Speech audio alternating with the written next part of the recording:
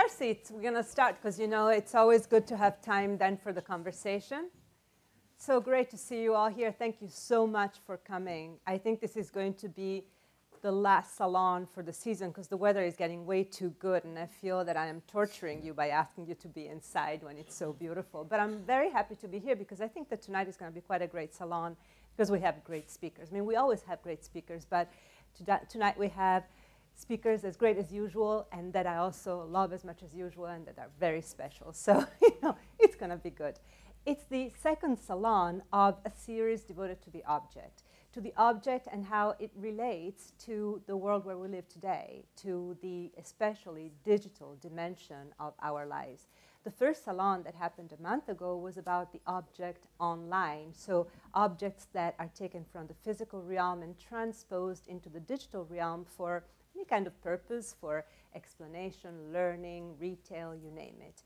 And today we're going to talk about objects instead that are going the other direction, that are going from the digital realm into the physical. So we're going to talk about 3D printing, we're going to talk about crowdsourcing, we're going to talk about crowdfunding, and we're going to talk also about some other details that you'll find pretty touching about how the digital world influences our physical world.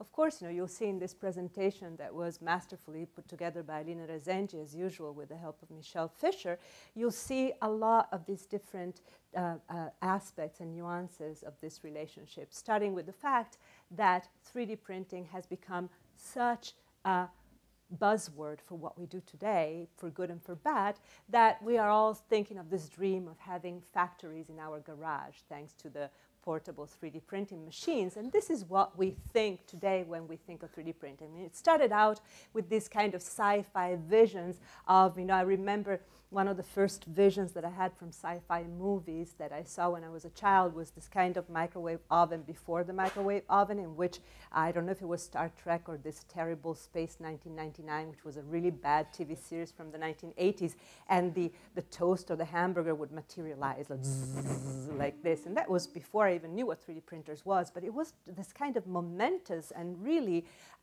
absolutely phantasmagoric happening, not really what we see today, like, you know, little rabbits and little bracelets. You know, in a way, 3D printing used to be a real dream, and today's a little infantilized, and we'll discuss that too.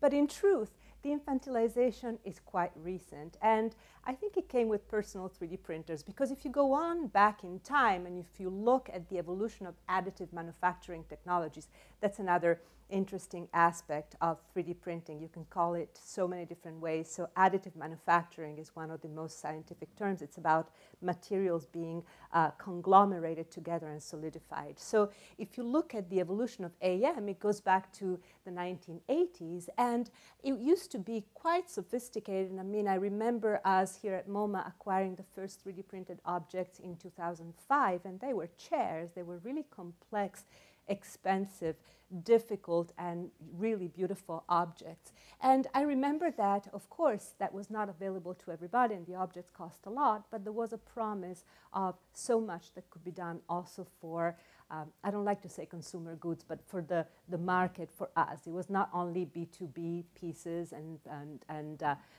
objects within objects, but it was also products for everybody. So I'm not going to go through all the details of these slides, but very soon we'll publish a website for the R&D Salon, so you'll be able to linger on slides if you want to go back to them.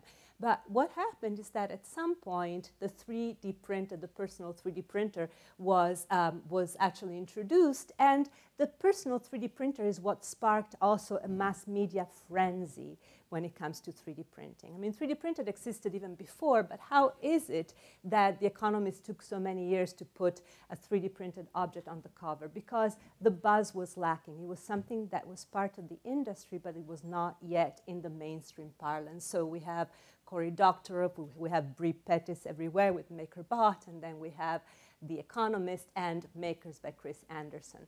all of this book, I'm being a little facetious, but in truth, there's always something important that happens when a new technology and innovation gets disseminated. Even though you see a little bit of crap on the way there, it's important because it becomes really solidified in people's culture, and it becomes available for everybody not only to use or to apply, but also to think of as part of their lives. I like to think that it all kind of started with this guy here, Neil Gershenfeld, and the MIT Media Lab. And in 2001, the first Fab Lab was created from the Center for Bits and Atoms. Neil was probably not the first person to develop a 3D printer, but he was the first to disseminate this idea that 3D printers, personal 3D printers, low-cost 3D printers distributed around the world by means of these Fab Labs that in some cases were equipped trucks, could actually help even disadvantaged populations create and build for themselves the bits and the objects that they needed in order to jumpstart their local economies. So this idea of a 3D printer for all started out in this kind of idealistic and beautiful way. The Center for Bits and Atoms was based on the idea of really exploring the boundaries between manufacturing and computer science, and treated atoms of physical matter as bits. So it was this idea of really marrying the physical and the digital world and turning data into things and things into data. Afterwards came, in 2005, Maker magazine and the Maker fairs that also had an enormous role in the dissemination of this idea of 3D printing. And only afterwards did we get to the MakerBot and the little rabbits. But in the meantime, all of these objects, all of these places all over the world where people can go and manufacture their objects have become quite a familiar sight, where we have the tech shops that are in different places in the world. We have Maker City LA in downtown Los Angeles, the WAG Society, which is one of the oldest places that are for the people to embrace digital culture. It used to be providing internet for free in the 1970s, and then it became also Maker and 3D printing. And here in New York, we have the Makery, amongst others. So these places, these centers where people can go and make, sometimes only 3D printing, in other cases they can also do crafts, which is another interesting aspect, the fact that digital technology and hands-on crafts are coming together in a dramatic way, and we'll hear from one of our speakers tonight about it. Websites that enable you to build your creations or to customize creations that already exist have also become quite commonplace. Shapeways was able to raise 30 million funding quite recently, and then we have Materialize, and then we have Sculptio, Ponoco, and of course Thingiverse. There are so many of these different sites that are all about materializing your ideas. I really love this, this curve that Aline found that shows the different expectations and disappointments for 3D printing technology over time. So we start out with the technology trigger, then we have a peak of inflated expectations, and I like the fact that dental applications are at the peak.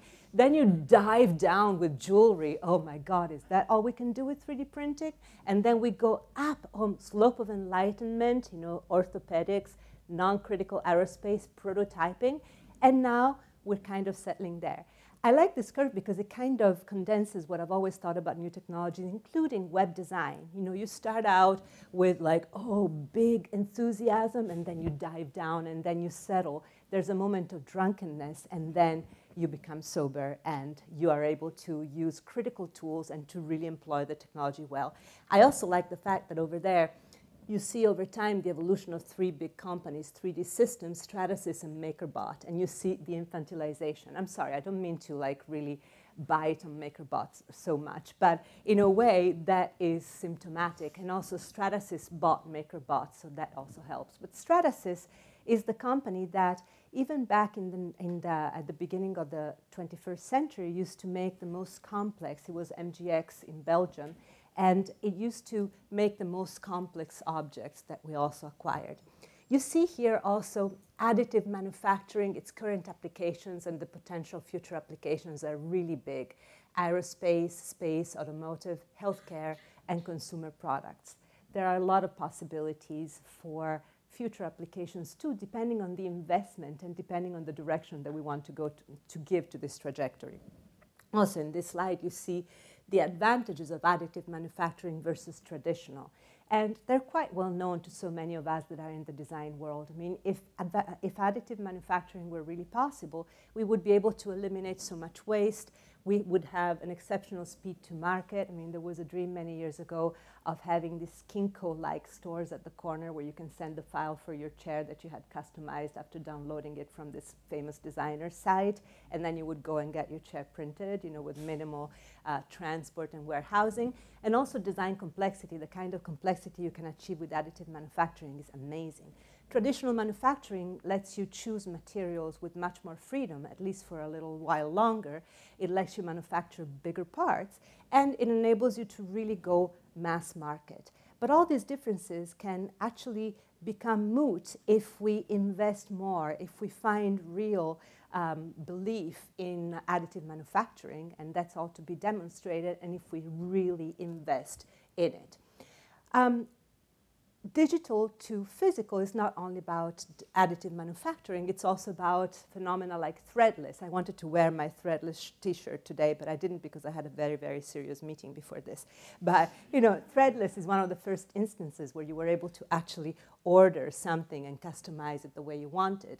We also have the possibility of sending your photos to a site where a Chinese artist is going to transform your photos into oil paintings. This is what I like about this move from digital to physical. You find all sorts of crazy things, and also some true masterpieces like the Universal Construction Kit, free Universal Construction Kit. You do the math with the initials, and this is by the genius Golan Levin, and it's a system that lets you connect all different games, Meccano with Lego. It's this kind of super hacking and copyright infringing system that lets you play with anything you want. I really love it. And then we get to the complete aberrations like Victoria's Secret 3D printed lingerie, which is also quite a peak of our era. But talking about lingerie, you know, not really lingerie, but talking about fashion, I really love what's happening with 3D printing in fashion, because if you think about the human body, it's one of the hardest shapes to follow because it's so mutating, because it changes all the time. And many designers have challenged themselves with the human body. This is a very famous dress by Francis Bitonti that he designed and that was modeled by Dita Von Teese. And I mean, she's so gorgeous. And here is the work of Iris van Herpen, who is a great Dutch couture designer. This is what she did with Daniel Widrig in 2010, which is like truly wearable sculptures. And it gets a little more wearable more recently when she worked with Neri Oxman, who's going to speak tonight. This is one of the, what is it, the 2012 collection? 2012, yeah, the 2012 collection that was on display until a few days ago. I'm sorry that the exhibition is over at the Museum of Art and Design in the exhibition Out of Hand. 3D printing really allows the materialization of complex forms and also of complex concepts, especially scientific concepts. These are images from the exhibition Design and the Elastic Mind of 2008.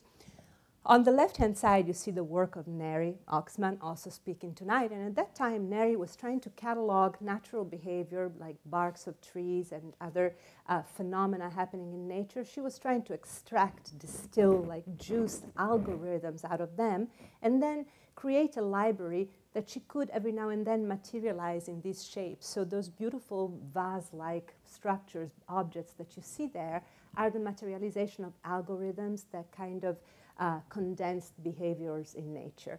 And so just the fact that 3D printing allows us to materialize nature is quite amazing. And on the right-hand side, you see a bas-relief by Aran Dalash in collaboration with a nanophysicist from Berkeley that was a materialization of the structure of a fractal element that was based on the number 6. And you see, it could be a facade, it could be a plan for a town, it could be a territory of Mars, it could be anything, but it's really not only additive manufacturing, it's the idea of generative design and generative architecture that 3D printing can put not only into words but into matter, so for all of us to see.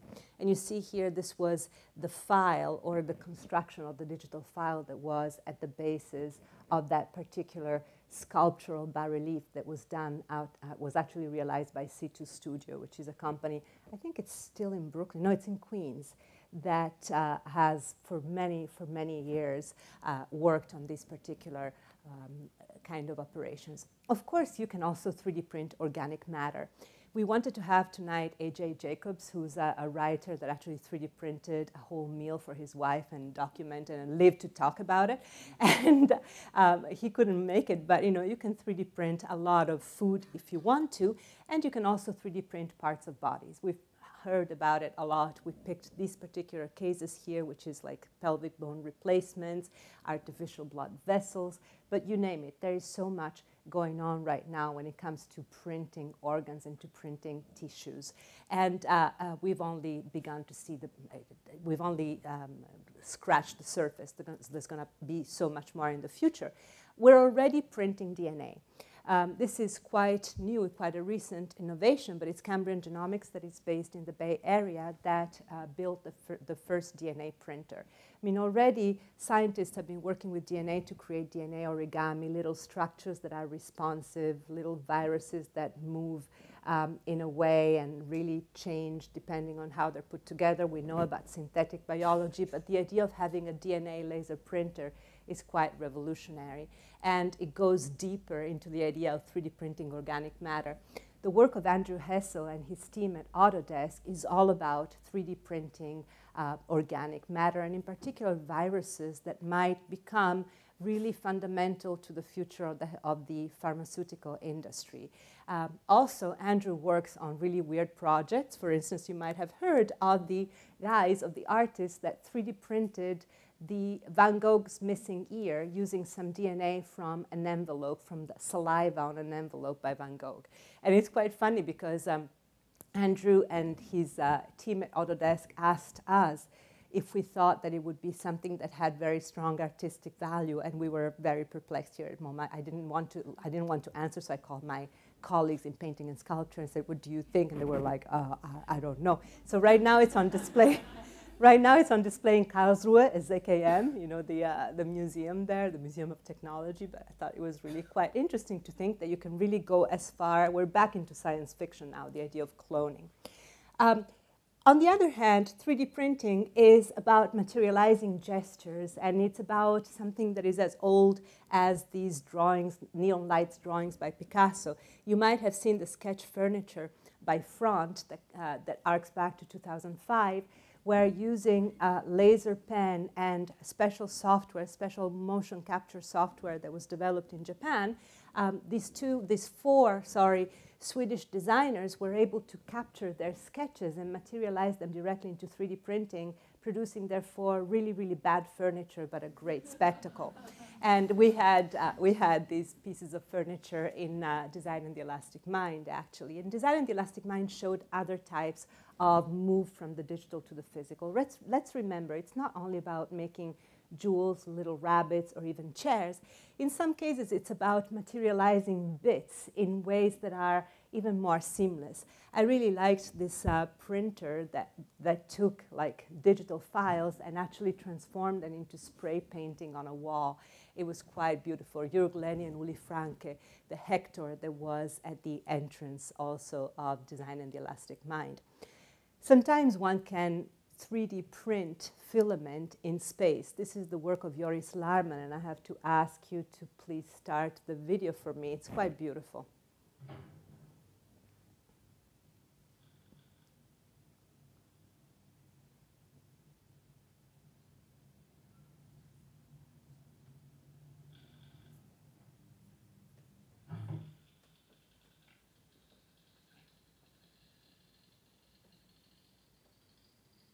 This is in real time.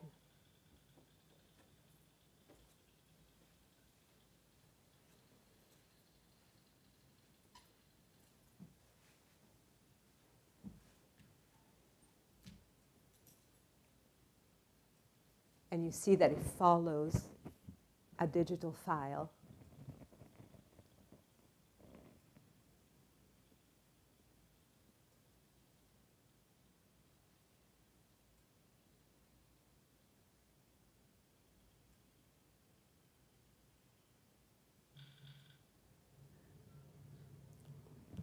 It's quite beautiful. And you see how amazingly flexible and versatile all of these different 3D printing methods are. There's not only stereolithography, there's not only the vat of resin, whether liquid or in powder. There's also all the reused robots from the car industry that so many architects and designers go crazy for. You know, it's like you'll see more of them in this kind of, in this presentation. What I really like is the fact that sometimes the move from digital to physical can also become a subversive act that then can also backfire. Wade Guyton is an artist whose work, you see that particular print, was sold at auction, was being put up for auction at a really, really high price. And he decided to hijack the auction by printing a lot of copies of the same work, wanting to like really crash the price. And little did he know, also all the copies went for the same amount of money. So in a way, you know, we're going to talk about the value of an object that can be replicated an infinite number of times. We're going to talk about what it means to have a limited series. We're going to talk about whether the idea of prototype still has any currency when the prototype is the series. But this was a particularly interesting display of the whole motion philosophically. Museums are working with 3D printing a lot. There was a 3D scanning, hacking, and printing hackathon at the Metropolitan Museum in 2012, in which people were allowed to take some of the sculptures that existed in the museum and change them and 3D print them at their whim. The Brooklyn Museum has also done a bit with that, and you see here mashups from the Met's collection. So the idea that you can really manipulate objects and you can make them your own. Last time you saw the work of Jake Barton and local projects and how they would let you do the same at the Cleveland Museum by doing it digitally and on a two-dimensional surface. In this case, it was really about 3D printing and therefore appropriating the collection and experimenting with it, which is something that everybody wants to do. So it's about giving people another way into the collections. Of course, there have been museum exhibitions of all kinds about 3D printing or using 3D printing for a particularly strong effect or to make people understand how things actually are made and happen. We talked about Out of Hand at the Museum of Art and Design. Then we have Science Museum exhibitions, Agogo, you name it. There's been really a lot. Why? Because 3D printing is almost like magic, and it still is. We never get tired of it. We never get tired of looking at a 3D printer when it's in motion. And here I'm showing you the first and the most recent 3D printed objects acquired into the collection of MoMA.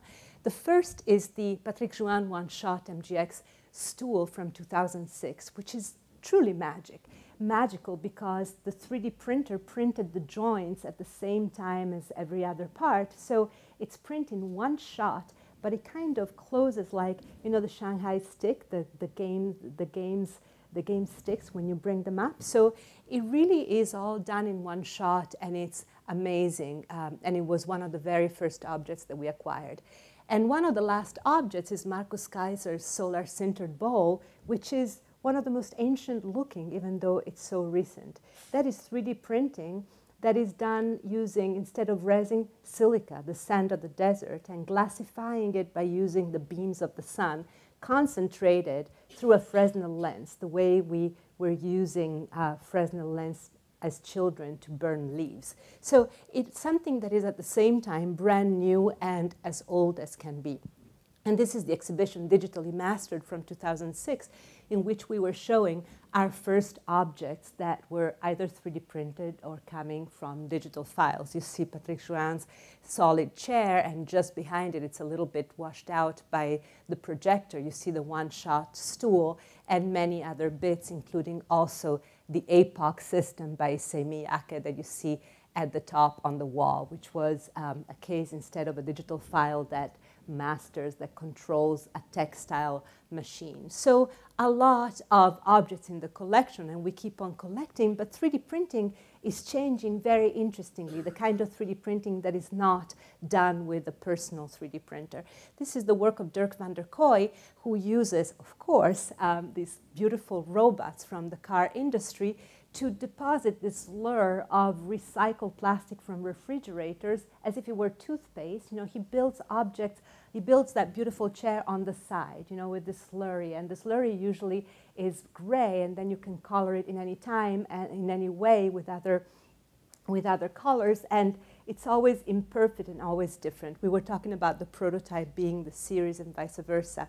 Also, we're thinking, you know, we're in the process of acquiring some of the work, some of the most recent work by Neri, which is this gorgeous objects that are printed by Stratasys, which I would say is one of the most sophisticated 3D printing companies in the world. And I don't know if you're going to talk about them tonight, but they use different materials. You know, the fact that in the past we used to be limited to one material to 3D print, to laser sinter or other forms, is not the case anymore. We can use different densities, different colors, and different materials all together. We're also considering acquiring the work of nervous system. You probably are familiar with this system called kinematics, which allows them to 3D print a dress like that in a small volume. So if 3D printing lets you print joints, then it lets you also print folds. So if 3D printing usually is limited by the volume of the object that you need to print, you can fold a big object into a smaller volume and 3D print it with the folds. So basically, it's as if you were 3D printing the box in which the dress is, and then when you take out the dress, it comes out in all of its volume. It's quite fabulous, and it makes perfect sense, but we hadn't thought about it because it's a different paradigm. It's a different way of using manufacturing space, which is quite beautiful. Other forms of move from digital into the physical is, for instance, crowdfunding. And the evolution of crowdfunding is incredibly important. These are not objects that are 3D printed. They can be woven by hand. They can be manufactured old school. But they begin as a dream that is funded by people that buy into the dream. And Yancy will tell us a lot about that tonight. It's one form of moving from digital to physical that we might not have thought of before. Of course, we know about Kickstarter, and then there's good old Quirky that used to be about buying into objects directly. It was not about anything in particular. It was about objects in particular, and many others. And this kind of move, this crowdfunding movement and motion, has become really an important part of the way we live today, and quite a beautiful part in many cases. So much so that at this point, the move into the physical world is complete. And you might know that Kickstarter and MoMA collaborated on a project where we have lots of the objects that Kickstarter were funded on Kickstarter in the MoMA store. But another move from the digital to the physical that we might have not thought about is also what happened with all the revolts and all the revolutions and the protests in the past few years. I really like the fact that Aline added this timeline of hyper-network protests, revolts and riots, a timeline. They're all revolts that started in 2011 that are based and fueled by social media. And you know, they go for a while. They go from Tahrir Square to New York City and to the Occupy movement, and all the way to the end of our year. So it's about also thinking of the digital as fueling the physical world, as is the idea of online dating. There's been a lot of artwork that's been done of online dating, but you can see it as something that starts digital and becomes physical in almost a literal way. And we might have not thought about it before, but that's the truth. And you know, there are things that happen that have really important consequences in real life, like divorces that happen because of love affairs that happen in Second Life. And you know, we've seen the movie Her, but that didn't have too many impacts in the physical world afterwards. But in this case, it really is important. And we don't want to forget that the move from digital to physical is not only about consumers' products, it's not only about objects, parts of cars, parts of airplanes. It's also about the way we live, feel, and also the way we die. And I wanted to show you the face of this kid that killed himself because he was cyberbullied for being gay a few years ago. So the impact of the digital world on our real lives is quite amazing, and it's something that we have to consider beyond objects. And tonight we're going to talk about probably not so much these kind of consequences, but I wanted us to remember them nonetheless. But we're going to talk about instead other aspects of this move, like for instance, how do artists, designers, and architects materialize algorithms? You know, the algorithm has become such an important word for us. Or how does digital fabrication and the maker culture impact established processes of production and commercialization?